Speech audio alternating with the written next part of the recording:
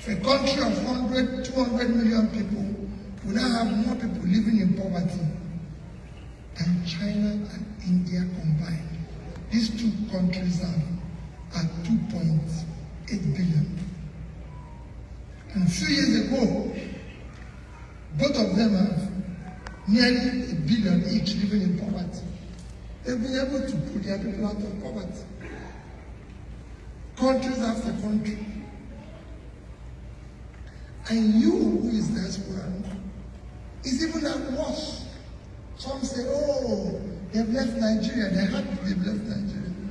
Oh, they're happy they've left. Let me tell you, all is double money. Because the place was not good, that's why he left. That was why. There was no hope, there was no opportunity. So it's okay, I'm going. Let me go somewhere that is good. But I can tell you, even here, you're in trouble. Why your own is double whammy? Is that while you have escaped the problem, the poverty, the suffering, and everything here, you actually became the social welfare, the provider, the ATM for those who left behind.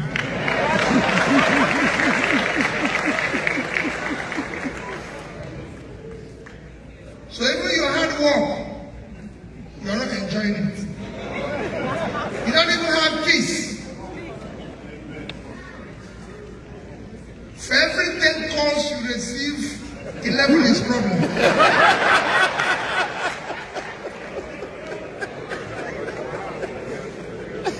That's why I said more than anyone has problem. So it's more than 100%. You're scared. If your brothers call you, you don't know why they're calling you. If your mother calls you, you don't know. If your parents, your relatives call you, because all you hear is bad news. You become doctor, nurse, funeral director, everything.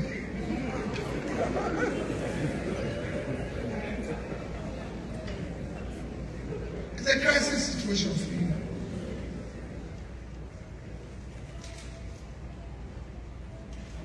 That calls for what they call unexamined life. How did we get here? What brought us here? Unexamined life is not one limit. We must ask ourselves fundamental question. How did we get here? Is it because there was earthquake? No. Because some countries have bad weather and they were earthquake. Is it because there was war? The war ended in 1970. By 1980, Nigerian per capita was $2,000, over $2,000. We were better off. We were about 6-7 times per capita of China, better than Vietnam, South Korea, who are in check all our countries. Bangladesh, these were very poor countries that will never be compared with us anyway. We are doing better in education than all of them. Our universities were better. Things was going on well. Everybody wanted to be part of investing in Nigeria. So it wasn't war. Because war ended in 70. So is it because of war? Is it because we have suffered one form of calamity or the other? No. Except one thing called leadership. To serve the country and drove us into this mess. Where we wake up every day with pain, which is all of you. We now wake up, pain, complain every day. If it's not killing, it is kidnapping, it's one form of banditry or the other. Nobody moves around, you don't know where to go. If you tell your people you're coming back now, they'll tell you don't come back. The only thing they want is for you to send money so that they can survive. Because if you come back, they kidnap you or kill you, then it's struggle for them. But if you send money, you must send money. So you better send them and send us money. Let's deal with them.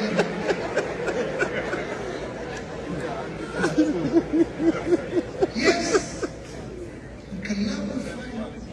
So how are we going to solve it? The job of Nigeria now, people were, today when I was talking to some supposedly government officials, we don't need aid. Let the foreign countries stop giving us aid. I'm not begging anybody.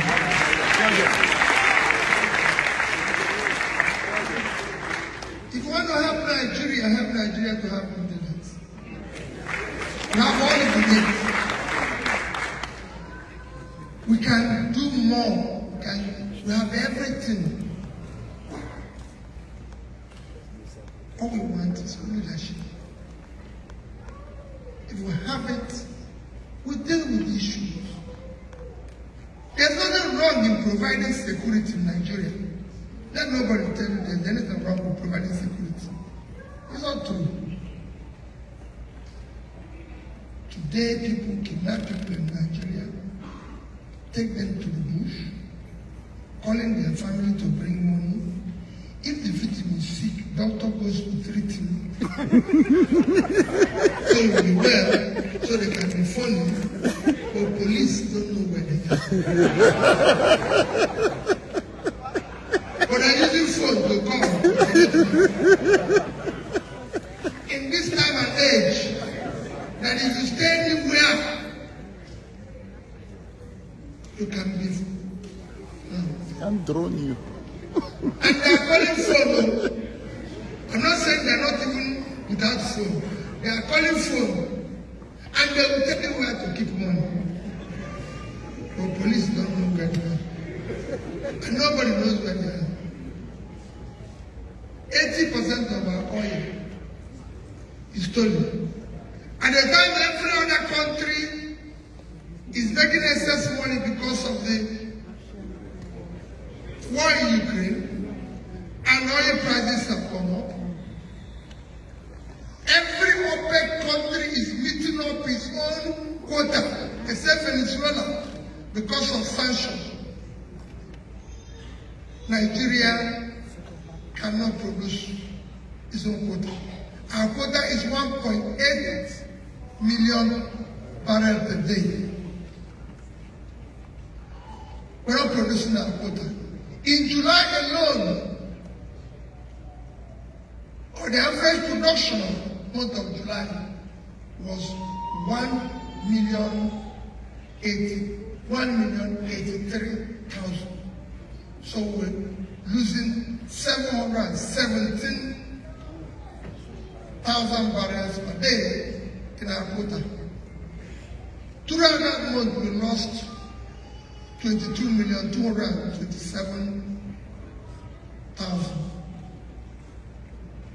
which are the average price of $110 million. $110. Go and check it, and you see what we lost. It was about $2,445 million.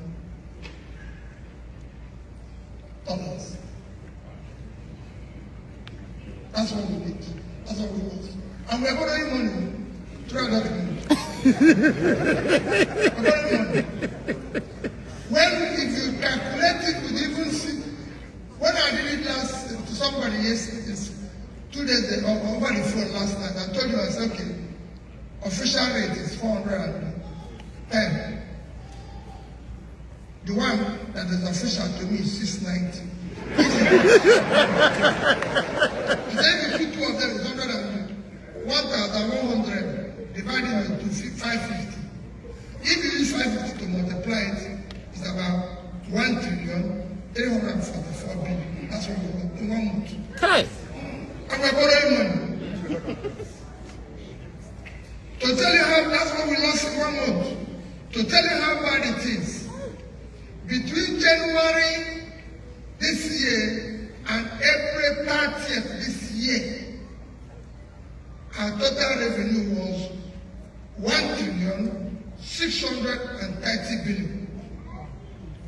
And our expenditure within the same period was 4,720. So we had a deficit in that period of 3,100 billion. And in 1 month we lost this in oil. Oil is not sweet. It's not grocery people put in their pockets. So you will not say somebody came and stole it. It was official stealing. Because for vessel to come into your territorial waters to take oil, your Navy must approve the vessel. Here you have 20 million children out of school. And the resources we need to train these children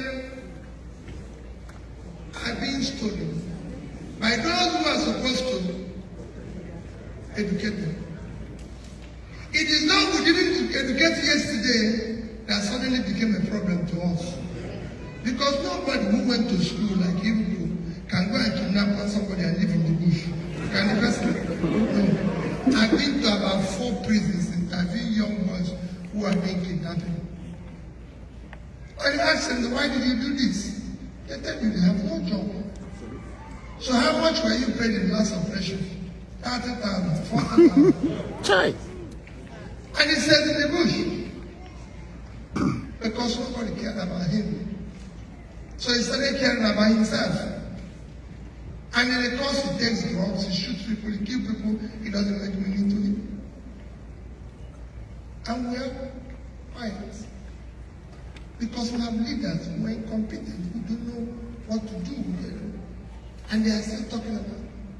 And you hear them every day telling you, if you say it to them, they'll tell you he has no structure.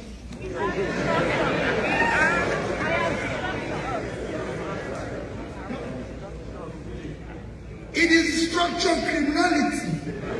It is structure that have made us to be, that is the banditry structure. That is the corruption structure. It is that structure that kept us where we are. And that's what we want to dismantle. Yeah!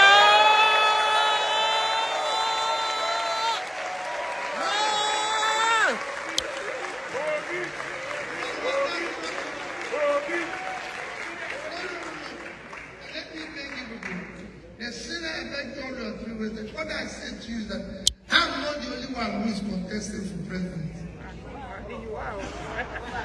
Well, I'm not the only one. There's 18 parties contesting for president. What I said to you is that the way I came here, let everybody come. Not you must listen to them. You must listen to all of us. It is important. But let them come not through proxy. Let them not send anybody. They must come and stand the way I'm standing there.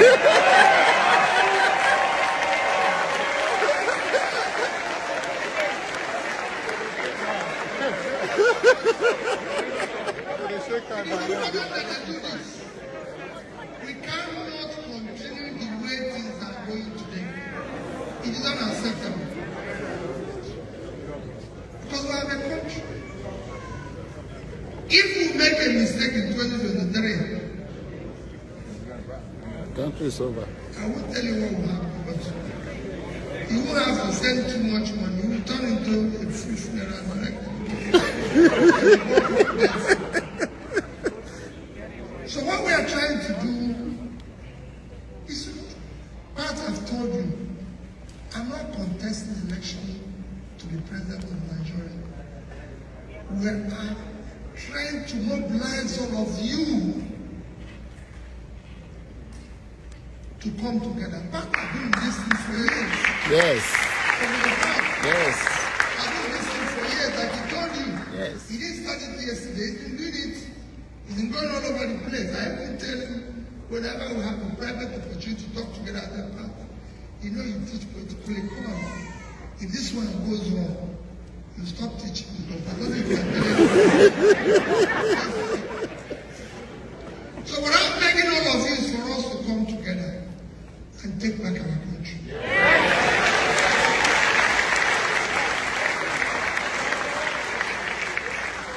We will take back the country. The reason why they don't want you to vote, for example, because they know you won't vote for them. They know you have to come here. And they've said it everywhere I go. 2023 is the last time diasporans will not vote. Never again. It's incredible. They won't vote. If they can do it in Angola, do it in Kenya, do it in Ghana, why not Nigeria? Yes. Giant of Africa. How do you know giant? Giant of Africa cannot move. Everything is wrong with the giant. Every other person is well except the giant. Tell me what is wrong with generating power. Father, I've told you now.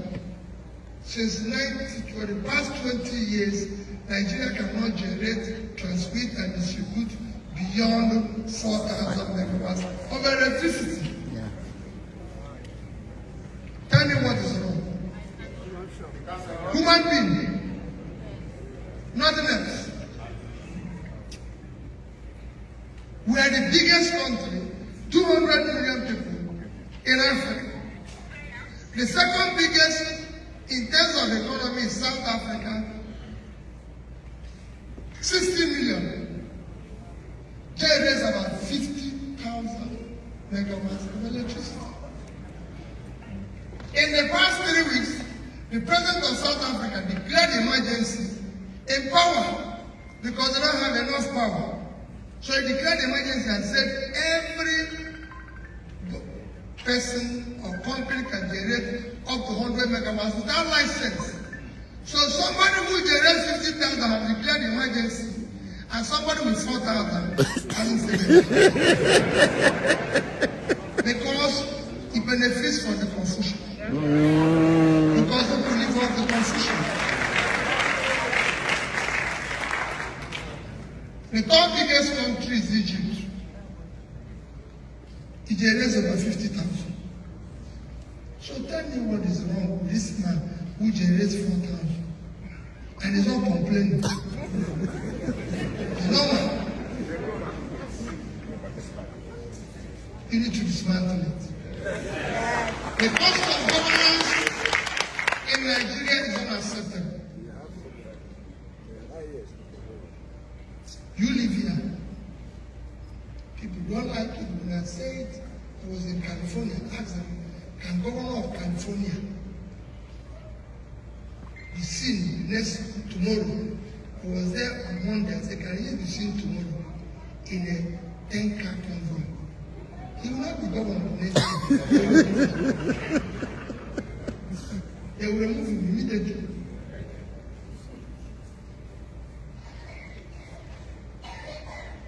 To them, do you see him calling parties every day, drinking champagne, government? They will remove him. The British Prime Minister is going mad because he went to party. Yes. He didn't do anything, there was no offense. He just went to party, which everybody came with his own drink. He didn't even use their money to buy the drink. But for the fact that they said nobody should go out that time, and he went out. That's it. That's the country. There's no offense. He didn't take their money. He just went to party that he bought his own drink. Like everyone. That was it. That is the country. In our home, he will be holding parties every day. Even during COVID, nobody will touch him. If you call his name, then it becomes a problem. We celebrate the evil laws, celebrate the criminality. Somebody will vote somebody. Everybody knew that when we voted him, he didn't have a house. He didn't even have a house. Hasn't even traveled overseas.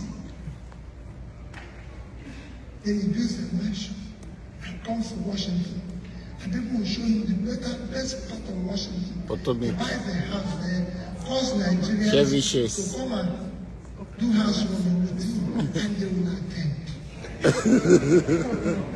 When they know the simplest thing to do is to call police.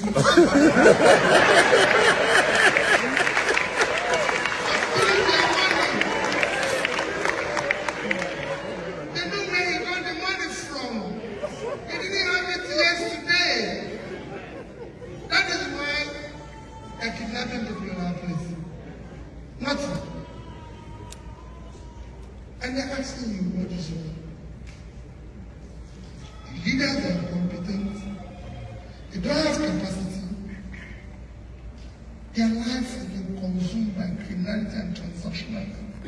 Then the full have become insanely complacent. And I'm now talking, before you say he's calling him His Excellency, distinguished, honorable. And so today we have to remove all these attachments until things start to happen. So we're not here to, what we're here to do tonight is for you to be able to interact. I want to learn. We want to see some government officials today, and they were telling me, we want to know your vision. I said, no, I didn't come with any vision here. I want to know what you want us to do, so I can go back and succeed in start doing it, so you can come. We need you. They say, no, we need each other. I said, no, don't talk like that. We need you. We know who needs who. Don't tell us, I know, yes, but they were polite. We need each other. I said, we don't need each other. We need you. We don't queue up to collect our visa. We queue up to collect the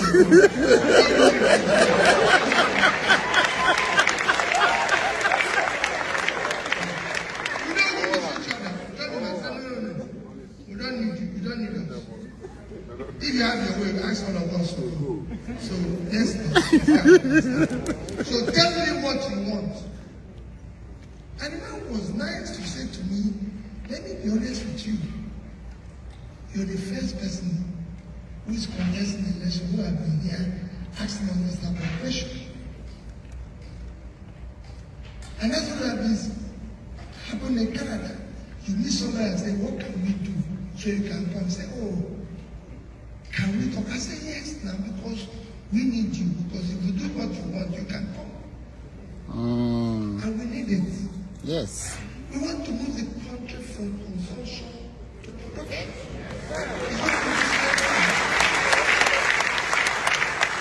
And people ask me now, that's where we end. I say yes.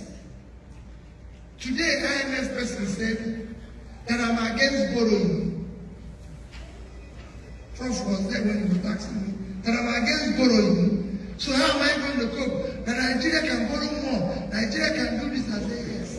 I'm not against borrowing. I said, please, sir, in this country,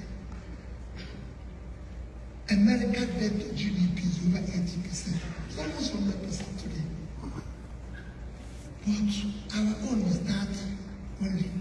But everybody wants to leave that place where it's 30. The wrong way is already 100. That shows there's something wrong with the borrowing.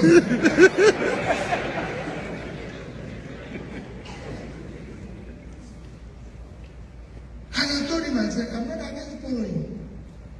Every country of the world borrows. Your own is almost 100%.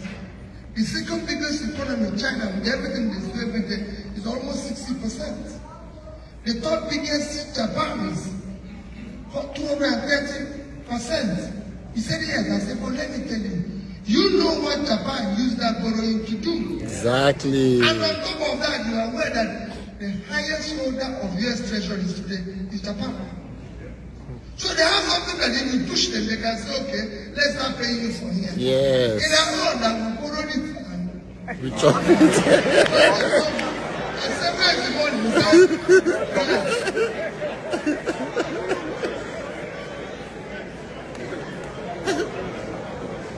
And I gave him an example of two countries. I said, listen, let me leave America and tell you about two countries that have borrowed money. That is where our end soul comes. I said, I was telling you what I told him today. I said, let me show you two countries that have borrowed money. So you see the difference between borrowing. We borrowed money, Bangladesh borrowed money. And in 2010, Bangladesh GDP is $110 billion. About that. And their per capita is $747. 2010, they were owing about $45 billion. Their debt was up between 36-40% of their GDP. Yes, they were borrowing like Nigeria. They were investing in education. They were investing in productive assets. Today, they are 300 and something billion GDP. Per capita is now 2050. Their debts have increased to about 100 and something. But because this one have grown, it's come down to about 32%. And it's stable, they're doing well. Their export of clothing alone today is about 36 billion. I said, but what has happened in our country? In our country, as at that time, we were 375 GDP, and per capita was 2,225. Our debt was under 10% of our GDP. Today, our debt has increased to about 30%. So while we were owing about $30 billion, today is about 100. So it's increased. What happened? Our GDP is 400. Our per capita is now 1,980. Has dropped. 10%. And we borrowed more money. So what happened to the money we borrowed?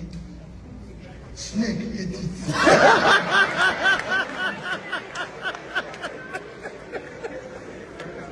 And we can't find the snake. Everybody knows that when snakes swallow something, you stay in one place.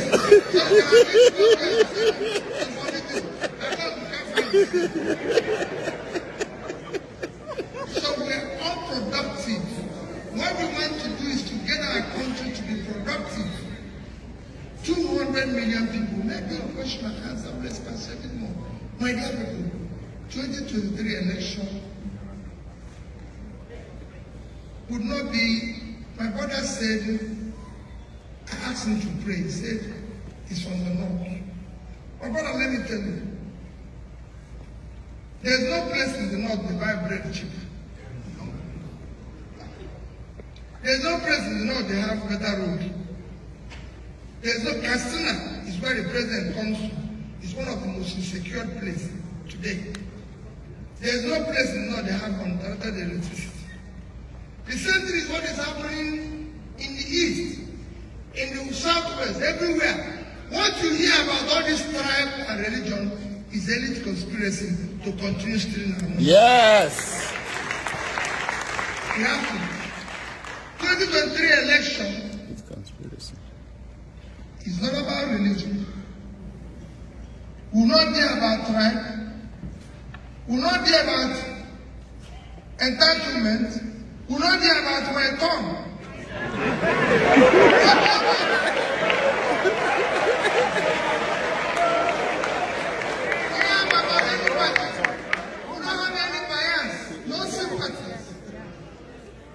Do not vote for me because I'm from the southeast.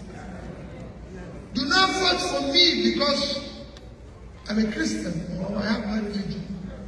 Don't vote for me because of my entitlement or my father committed it to me or it's my king.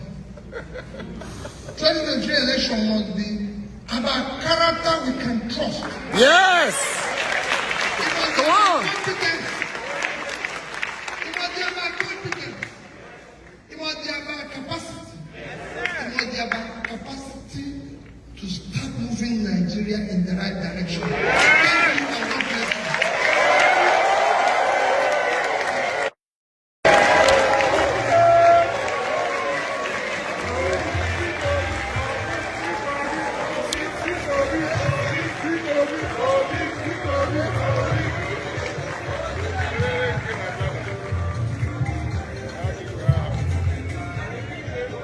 Thank you, sir.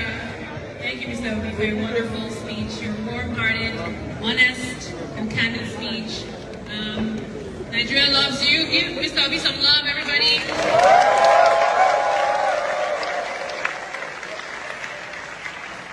We're about to start the Q&A session with Professor Patrick Utomi and Mr. Peter Obi. At this time, we're going to call our second moderator, Ms. Tope Kajibasi.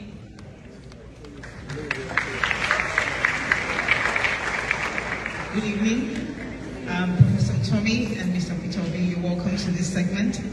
We got a lot of questions and we'll do our best to ask as many of your questions as we can. But if we don't get to them, you will receive responses if you registered for this event. The first question is for you, Mr. Peter Obi. Nigeria is a deeply divided country right now, divided along the lines of ethnicity and religion for the most part. What will you do to be the unifier that Nigeria needs?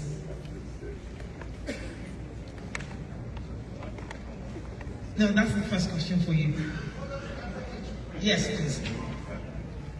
But quite frankly,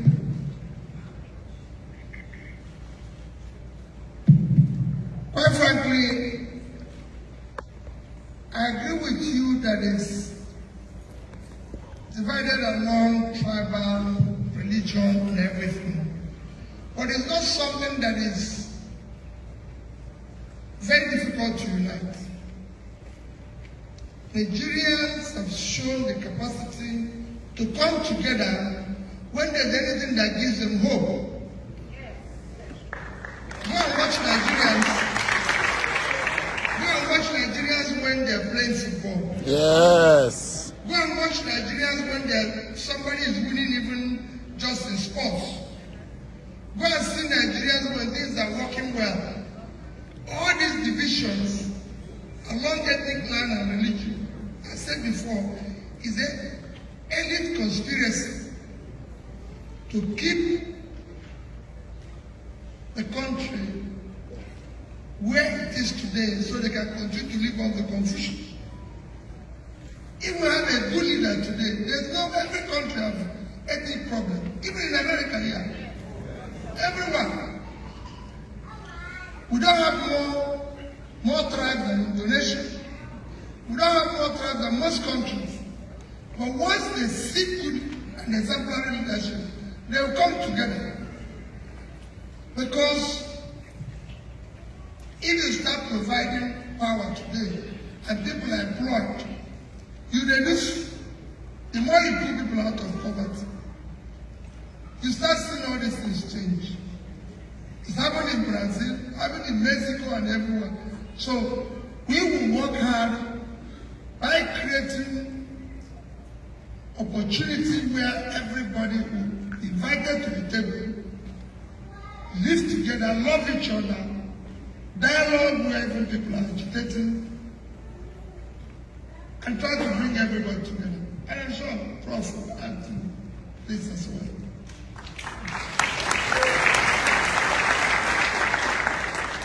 Well, thank you very much.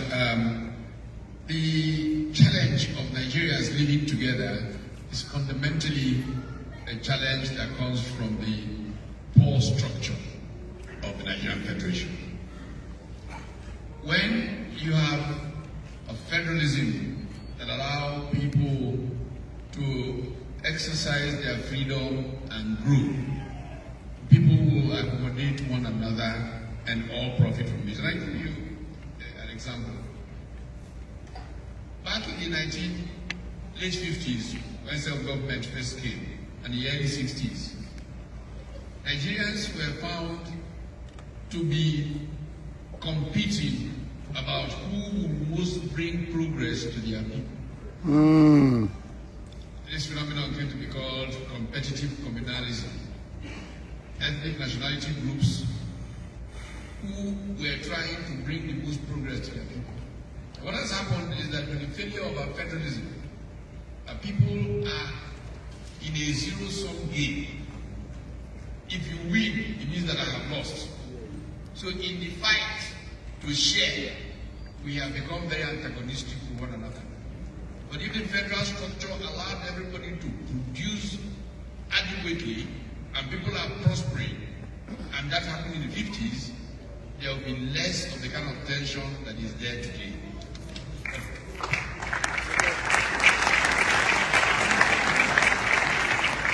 But clearly, politicians who thrive on state capture and who are taking advantage of the confusion will deepen those cleavages so that they can continue to profit from it.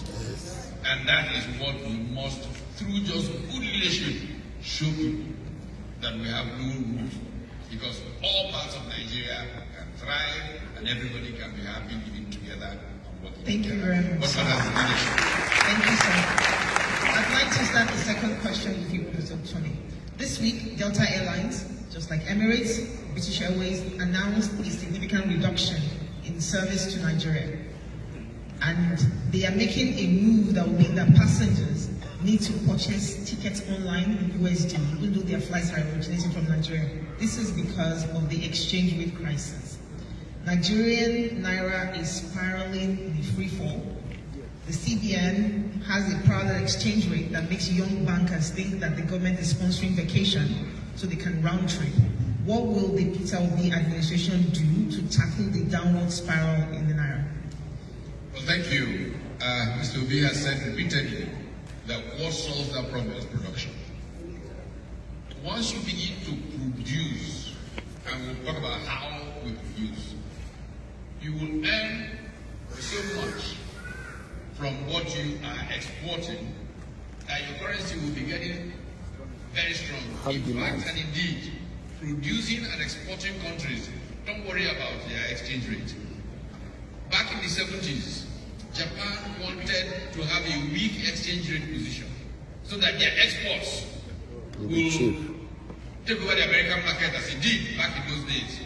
When the Japanese yen grew so strong, and I still remember when it crossed the 200 mark, came from 200 something to 190, Japanese were almost crying, and the exchange rate was getting stronger because it would affect their exports. But because we don't produce, and we just get whatever comes from crude oil and share and fight, we go into these games with exchange rates. Now, but here's the big danger between institutions and markets. You know, for a good part of our history, we depended on the central bank managing a block currency. We didn't have a market for foreign exchange. We got to a point where by 1983-84, and for younger people it's important to learn this lesson because we forget school very quickly. Nigeria could not pay its due bills, exactly what's happening with the airlines today. And we had to so ration foreign exchange that it was almost a crime to be found with $100 in Nigeria. It was not almost, it was a crime. Yes. I was going to Zimbabwe in 1984. I had to fly to London to get money to fly back to Zimbabwe. Because if I left Nigeria with $200, I would go to jail. And we came down to where Venezuela gets to always very quickly. We were queuing up to buy milk, to buy sugar. It was called essential commodities. And we actually set up a company called the Nigerian National Supply Company to bring these things in. After the pain of that season, we learned a few things and began to try to build markets. One of the biggest market building challenges we had was building a foreign exchange market. And so, various iterations went to a two-tier foreign exchange market. We all remember SPEN. Yes. And then we kept getting better, institutions kept getting strengthened until we had a running foreign exchange market. Markets are a function of the strength of the institutions that support them. What happens? About 6 years ago, we began a dangerous reversal of those gains. Yeah. We began to have multiple exchange rates. that those multiple exchange rates essentially just allowed people with access to power to take money at this rate, round trip it, make more money, and indolence crept into the system. Today we've broken that market. It will take us a lot to rebuild this market that gave us, the possibilities of growth over these last couple of years. But it will and can be done. All you need is to have regulators who understand what they are doing, who are patriotic enough, and who can be held accountable. One of the biggest risks of doing business in Nigeria is regulatory risk. Yes, it is the biggest. So in 2019, I think it was a May 28 article, Forbes magazine described Nigeria as Africa's money-losing machine. And that was a function of the nature of the regulatory risk in the environment that was preventing flows. We're talking about what we can do. If the world sees that Nigeria is serious, just the signaling, there is so much capital around the world today that capital will flow into Nigeria. And this capital that that will take place. And that's how we will solve problems of exchange rates and markets for foreign exchange. Thank you. Before I let you actually, Mr. Peter, I want to add an additional question that I want you to answer. In addition to exchange rate, there are so many problems that if you become Nigeria's president, you will inherit on day one. How would you prioritize? What would be your priorities in your first 100 days? Just to add to what they have said about exchange rate, they have said, for me, without me, professors have become more sophisticated way of solving it. Mine is simple. Production. Which I said, if you are a producing country and you export, you manage your rates. Yes. And it's a very simple thing. Nigeria is a country, 200 million people, living on 923,000 square kilometers of land. Total export in 2021 is 18 trillion 900 billion naira. If you divide it by official rate, it will give you about 47 billion. If you divide it by my own rate, it will give you 650. It will give you about 30 billion. For 200 million people. Vietnam is 100 million. So half of our population living on 331,000 square kilometers of land. So they live on a third of our land and they have our population. Total export last year is $312 billion. So we couldn't do 10% of what 100 million people living on a third of our land is able to do. That is our problem. When we talk about freedom, not having true freedom, he mentioned about what states, there's no competition. What states are not doing anything. A state like Niger is 76.3 thousand square kilometers of land. 2.5 times the size of Netherlands without water. Netherlands is at 3,000. You remove water, it's about 40,000. Their agricultural exports on land that is bordered with winter, everything is $120 billion. Niger State, 2.5 times that land, good weather, fertile weather, better land and everything, did not feed themselves. They couldn't feed Nigeria, they did not export anything. If they had done only 1% of export of Netherlands, it would be $1.2 billion, which if they exchange it at 650, it would be about 750 billion naira, which is about 5 times their budget. Taraba State is the same thing. Taraba State is 54-something thousand square kilometers of land. With Mandela on it, they can grow tea, they can grow coffee, they they can grow flour on that fatherland. Kenya last year exported flour of over $500 million. Ethiopia did tea and coffee of $1.1 billion. Sierra Leone, with all their trouble, did tea of $1.4 billion. Taraba State is still looking to share money from River. If they grow 10% of what is saying now, they will make $300 million, which is very, so it is not a producing country. And he talked about people coming to invest. Prophet stated very well that there's so much money. Do you know the first investors that will come to Nigeria today take money? It's the conducive environment. Diaspora. If you secure Nigeria today, have a great environment, the first investors is you. Yes. Yes. Diaspora. And where would you want to invest? That's what happened in Asian countries. Yes. Because today, you're working hard here, sending money for people to eat. You want to invest money. I give it to example people in London. I lived in London for 10 years. My neighbor built a factory in India. That factory was employing over 500 people. They were being paid good salary. What they were producing, he was exporting to UK and making more money. That's what you should be doing. You should come to Nigeria as an investor, invest money, export goods to US, and make more money. Yes. Today, even if you send money for them to build a house, I'm chopping.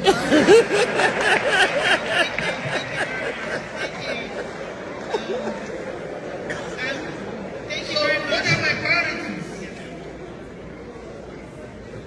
The priorities are very simple.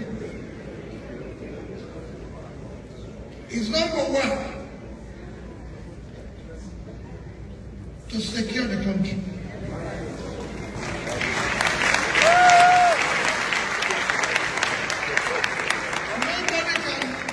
Nobody can do anything If they are afraid of their lives. in an insecure place. Exactly. No matter the profit, because the person has to be alive to come and eat it. So, you need to secure the country. You need to, and there's 3 intangible assets you need to deal with. Head on security, rule of law, which is the greater environment, and investing in human capital development. If you have these 3, then you can deal with your most critical infrastructure, power. If you put this in place, you start again like the issue of fighting corruption, which I said before. Fighting corruption is not sophisticated. If you, the principal person, is not stealing, your wife and children and those around you are not stealing, you reduce it by 70%.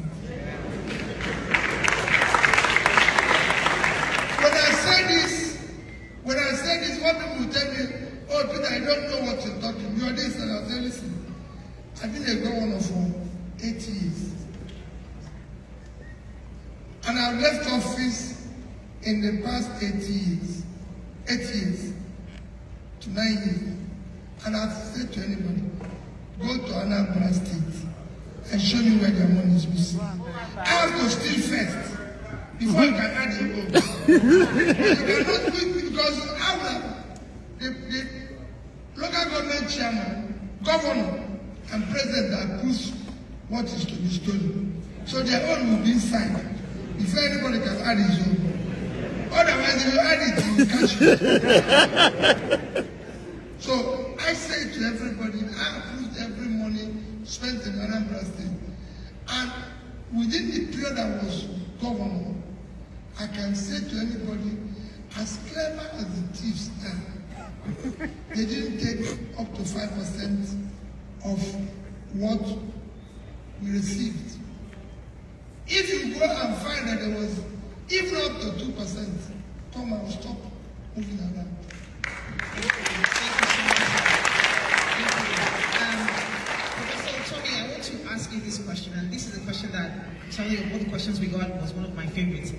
because I'm a professor of agricultural business management here, and I also run a farm with my husband in the US.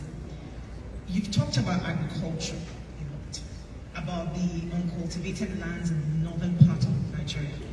But having farmed here for the past 5 years, I now know that land, though very critical, and labor, very essential, are just 2 of the 3 components that are required for agriculture to thrive. What will the Peter Obi administration do to address access to capital and other barriers that farmers or aspiring farmers face in Nigeria? Well, thank you. First of all, this might sound kind of strange, but you got to give agricultural sex appeal.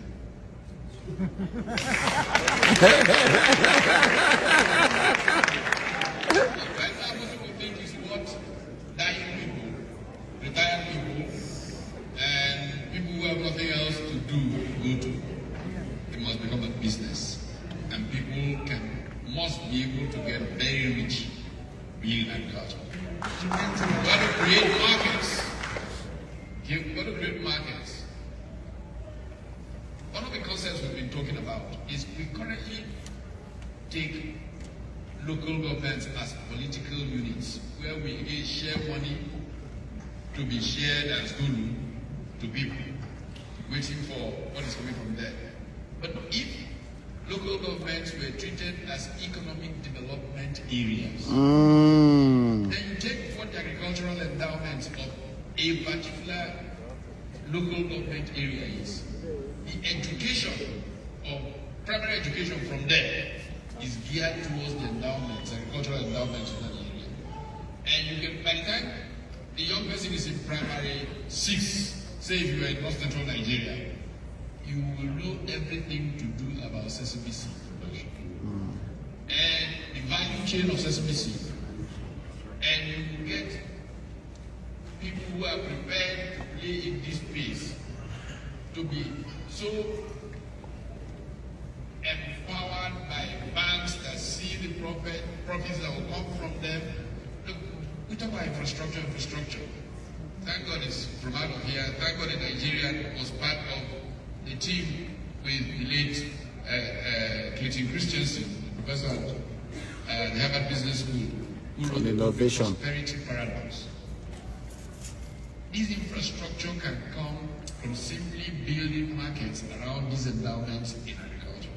And when people find that they are graduating and they can go into farming and expect to be richer than the ones who went to do banking, who will have agriculture that thrives. I would like you to chime in, but before you do that, I want to talk about, on a related note, in 2050, Nigeria will overtake, 2050, Nigeria will overtake the United States as the 3rd most populous country in the world. And yes, it's true. And Africa will also become the most populated continent with the most youthful population. Now, if you're familiar with Nigeria, ASU is almost knocking 200 days of their strike. A lot of young Nigerians are idle, they're at home, agriculture is not an option. What would you do to address this population bulge and also address tertiary education in Nigeria?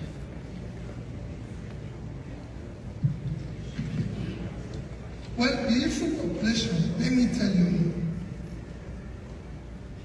can be asset or it can be liability. Today is liability because you have millions of them at home doing nothing with all their energy and talent. We once had what we are accusing our young ones doing today. India, China once had that situation. Having a large population, we've seen from countries, it's not a liability, it's an asset. If you train them, if you invest in them, and they're productive, they become an asset. all you need to do is to train them. You just ask for access to or funding for farmers, access to this. That's what people ask. Where do they get the one they steal? It's self-funding. I tell people, today, the richest state in America is not Texas with all their oil. It's California. And it's agricultural knowledge. We have a youthful population with a lot of talent. The world is driven by knowledge today. ICT knowledge. You can invest in that. The world has shortage of workers in that direction. You invest in sports today, then entertainment, then everything. So, if you can turn this liability you are looking at into assets, and will be a win-win for everybody. Jamaica have used sports, small as they are, to solve criminality. There's so many talented sportsmen and women in Nigeria. Nobody cares about them. The money we used to train them is what is being stolen. There's so many talents that can run all the ICT companies all over the world. They're not trained. You're not investing in human capital, which everybody knows that the more you invest in human capital, the better your development. For every $1 you put in human capital, you can reap as much as $10. And we are today number 168 over 172. So you can. Even what we are talking about, diaspora remittances. Why are they remitting it? Is it not the educated one? So even if we educate them and export them, you double the remittances. So there's a win-win if you get it well.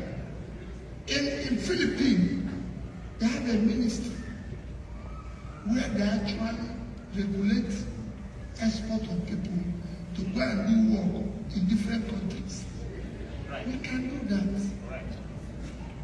We are training the world has shown in 2030 there will be shortage of technology workers, about 20 million. There will be shortage of about 10 million nurses and midwives. This is time we should be creating, training them, waiting ready for.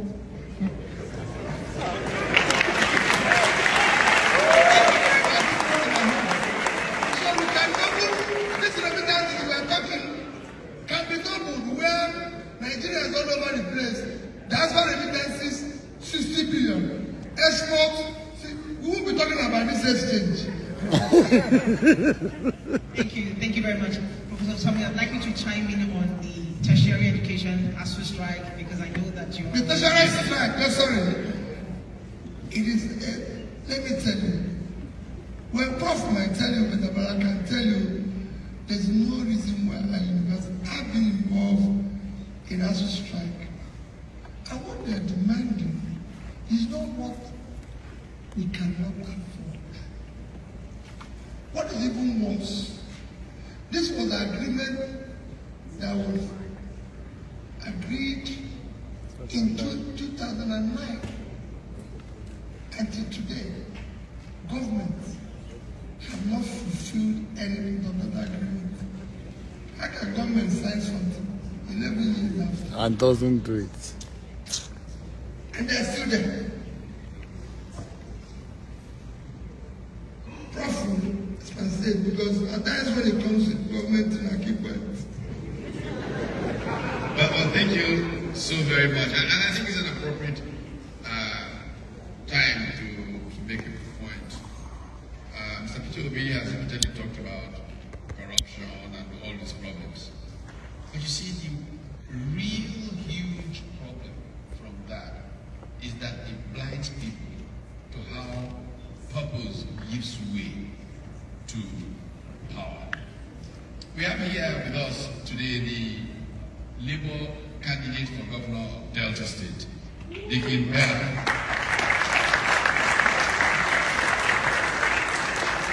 And one of the conversations that we have been having deals with the heart of this kind. I'll give you a very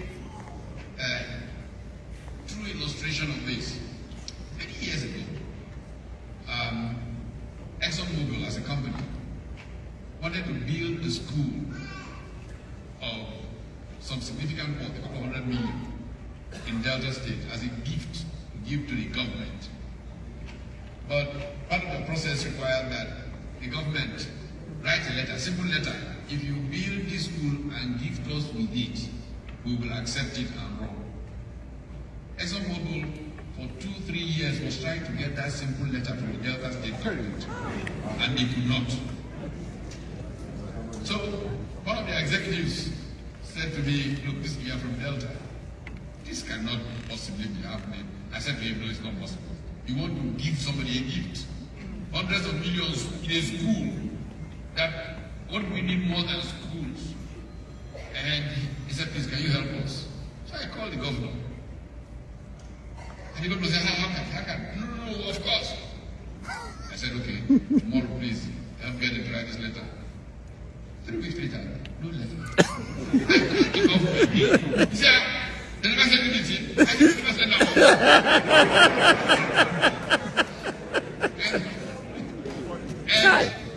It's not funny, huh? I hadn't received the letter. So I said, okay, maybe the governor is too busy. Let me call the deputy governor, who is my friend, who's a university professor. So I called him. I said, see you. He said, how can? When are you coming to Asaba? I said, I can come tomorrow. He said, okay, come. I came to Asaba. We sat in his house, we ate nice dinner. Oh, we talked about this, how can? Look at the importance of education. We spoke all the grammar about education. Try. So he said, tomorrow morning, let's meet in my office and sort this thing once more. Tomorrow, following morning, I was in his office. He summoned the Commissioner for Education. 1 days later, we spoke all the grammar. She knew about the whole thing. So I thought, okay, before I leave here today, they will give me this letter. Look, 1 year later, that letter is written. And it was so, I just couldn't figure it out. But somebody said to me, oh boy, yourself. I said, what do you mean? He said, tell them you give them 500 million to build the school. They will give you the You see, people, we have to realize what has happened to our country. There's been a collapse of culture. That collapse of culture gets in the way of prioritizing what matters. I mean, look at tertiary education. We're talking about universities in a country, the main artery of the university system, being shut down for 6 months. And it does not seem to matter to public officials. I mean, where in the normal world would such a thing happen? And then we're told that one Auditor General, somehow stole the first 90 billion, then another 80 billion.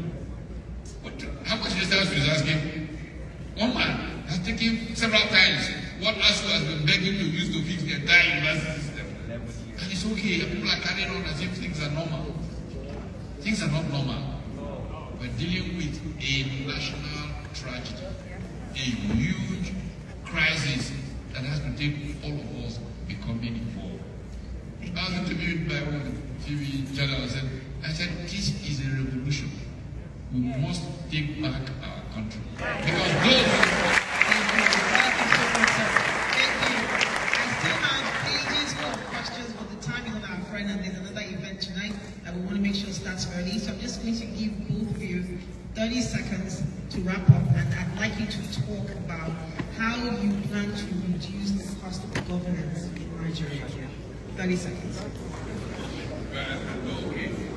Now this is really something that I've actually done some work on from years back. I don't know who was on that. Dr. Ngozi Okonjo-Iweala, as finance minister, tried to have a human capital audit of the government. He found that 70% of ministries don't even know what the ministry is supposed to be doing. They don't have the capacity to do what that ministry is set up to do. Now, are you going to sack them? outreach, this. Okay, simple. No, who sacked them? We train But them. what do you know how to do? You know how to do this. You will go to the local government to go and do that. If you don't want to go to local government, you can leave the service. Here is an entrepreneurship scheme that will give you support to start a business around your area of capacity. Because we reduce this to you're going to get rid of people and all of that. But the capacity to do the work that's needed does not exist in most of the government agencies. And, how do we upgrade their skills? How do we ensure that the leadership makes them focus on some purpose so that they can create value? Unless we can do that, we are not going to. And of course, because they don't know what they are doing, most of them, they have time to plot how to cheat this, game the system. So, first thing we must do is do a proper human capital audit of government. And then we will get the appropriate skilling to take place so that people who are in positions can deliver value. Then incentives. How do you use incentives to make people actually produce? And we found out in places when they tried, a few of those they put in place, it didn't work, but in other cases they were again abused. But we have to run government like a business. Until we can run government like a business, we're going to be in very serious trouble. Then you all over the place, getting in the way of those who want to work. That's the more dangerous part of it than the fact that they are there and the salaries for doing nothing. And snakes consuming the money. Mr. Peter, thank you. You get past 3 minutes, so you give me more. Well, let me, this place, this is my concluding one. I need to stand up and thank these people because they've been very, very wonderful this time. Let me tell you, on area of other parts of governance, it's an area where I don't need to tell you more. Everywhere I go, I've told them that my head of service wrote an article, Ms. Ngozi Melifonwu, she's about to publish it, I said no, where she said stinginess as a development strategy. Everybody that is here knows that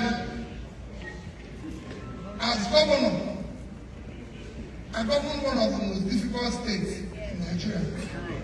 Everybody knows that no elite in Anambra State supports me. At least I go to Abuja, I go to places where people tell me nobody is happy with you. Every day, I get that nobody is happy with you. The only thing consolation I have is that as I tell them I never promised anybody happiness. They know where to find happiness. I'm also saying it to you people. If I become president tomorrow, if I become president tomorrow, you will not be happy. You will not be happy. And I know that. Because there won't be anything for free. Because you don't get anything free here. In fact, when I was coming here, Prof is my senior brother, so I always listen to him. There's quite a number of them, but Prof is the leader of all the gang, and I like to listen to them. When I was coming here, Prof told me there's something you say often people don't like. I said, Prof, what is it? He said, whatever you said is you cut this one, you stopped office of First Lady. I said, Prof, everybody knows that when I was governor, I had more women working for me than men.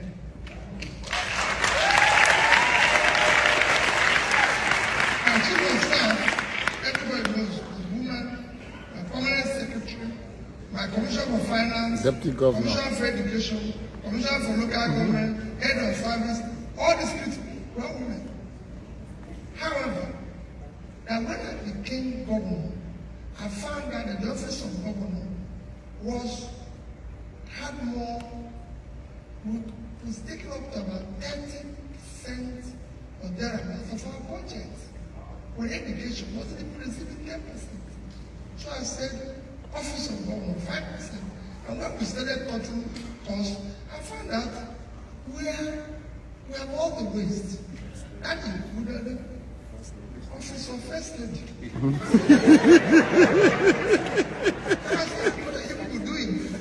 My wife never contested the election.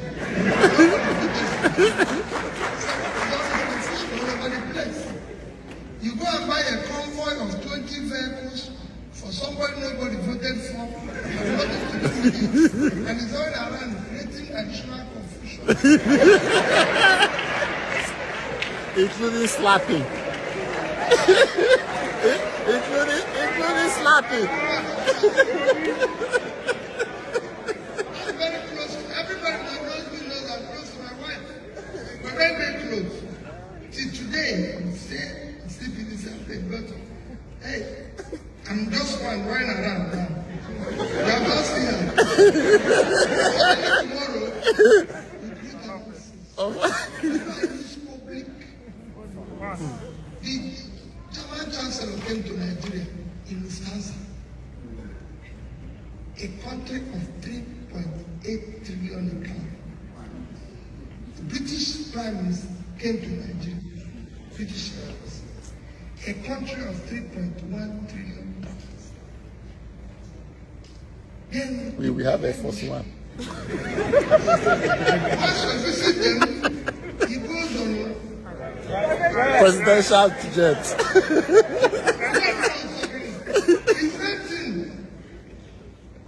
If you see the wife of British Prime Minister,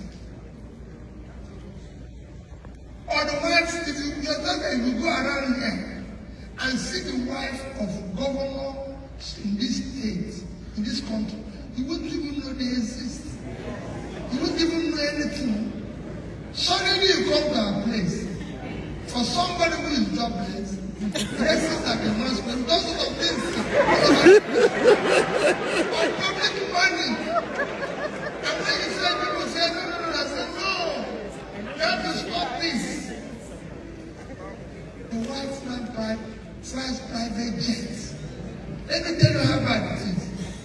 From Enugu to Abuja on a private jet will cost you $10,000. Yes.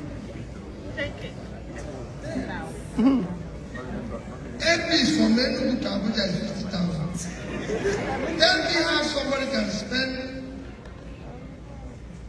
7 million naira, call it 5 million naira, for something you can pay 50,000.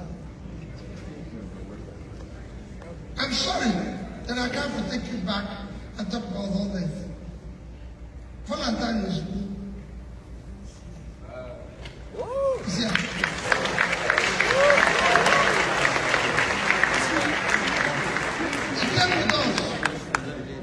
He's a fantastic, whether anyone likes it or not, he's one young man I will support. I supported him yesterday. I'll support him today. I'll support him tomorrow.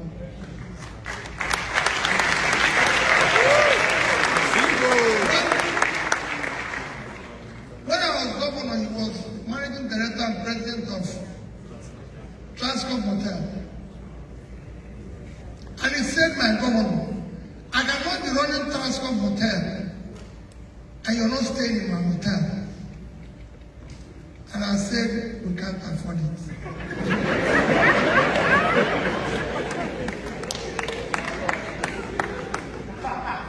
And I said to him, look at the hotel where I'm staying.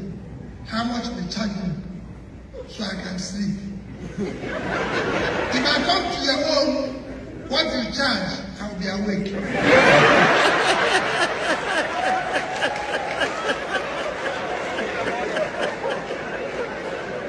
Because it's true. Where I stay, I pay 50,000, but it's only 250. You stole my money. I can go on and tell you about cost of governance. governance is unacceptable anywhere in the world. Never. And it has to be shut down. Public people spending public money must spend it in a manner that is accepted. Anambra State did not have a lodge in Abuja. My predecessor, he bought it for $1 billion. I shut it down. I told them that we don't have Anambra State in Abuja.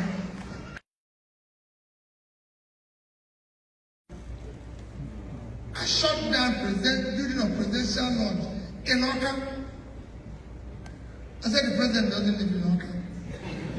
So why are we going to have to keep the house for him? Obasanjo said he wanted to come to Anambra State.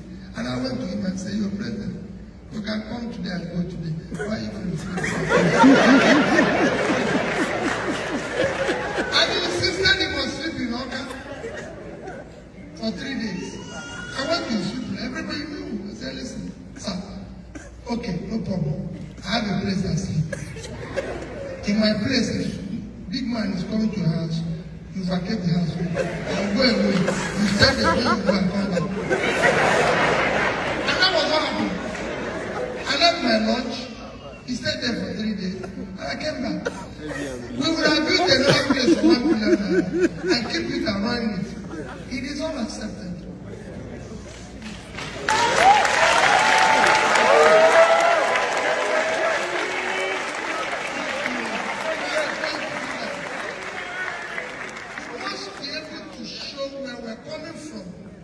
There's nothing to show. If I come here now and go and stay in the best hotel and everything, and I tell you, it doesn't make any difference to you. No. You actually, the more you even do that, the more they laugh at you and think, what is this man trying to prove? So it is important that we get cost of governance in place and people behave. You know, we have billionaires here. They celebrate, but not people in government. Any country where people in government are richer than business people is collapsed. That is your country. 2023, my dear people, please join this advocacy. They are trying now to use the resources they've stolen to keep going.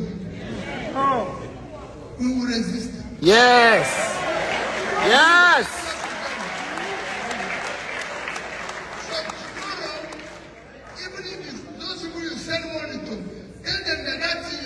They can end if they do the right thing. That's the advocacy on this. If we need be, invest $1, $2 into it. We won't stop this. And remember, in conclusion, when I win, don't go away. No, don't go away. Because what happens in Nigeria is that Peter is here preaching. Everybody believes him. He wins. Instead of doing what everything is saying, he's not saying what he saw when he went in. He's not seeing anything, but seeing everything now. So everything we now do, we know where we're going. Then you start, Peter now comes in here. Instead of you telling him what is happening, you start calling him His Excellency. People will start showing him where to buy new house. His wife, who didn't come before, will now come wearing all sorts of things. No. This is time to tell Peter, when you came, you said you're going to move power from 4,000 to 10. How many have you increased? 2 or 3. So we know that Peter is in the right direction.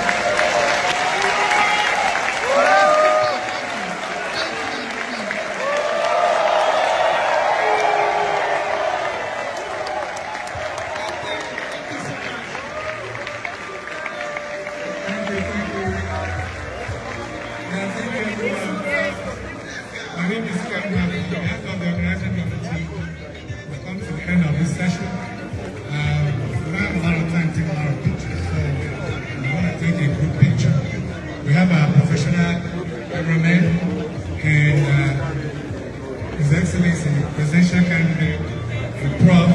And DCO, please. Va, please. Va, can you come up? So, the cameraman, please.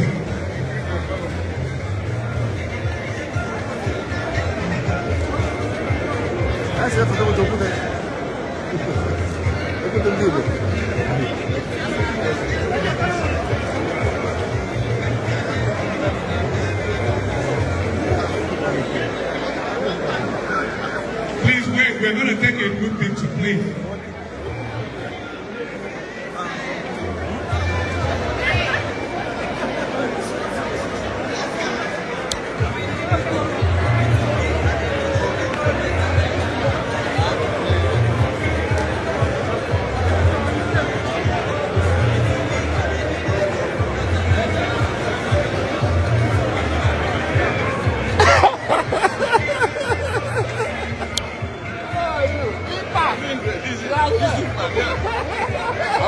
I want to smell it. Please, Okay, okay. we're gonna get everyone.